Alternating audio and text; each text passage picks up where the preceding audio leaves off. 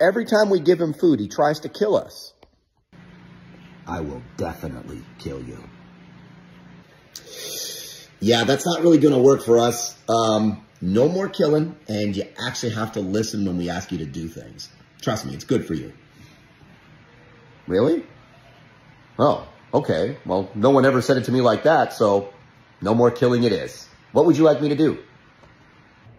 Oh my God, it's amazing. He's not trying to kill us anymore. We have our baby back.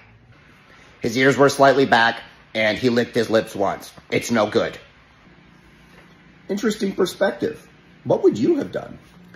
Probably about 2 years of training in which we would accomplish absolutely nothing, followed by a prescription for SSRIs. Then after he bit you, probably at about the 5th time, we would blame you for not giving him hot dogs the right way, and then we would recommend behavioral euthanasia.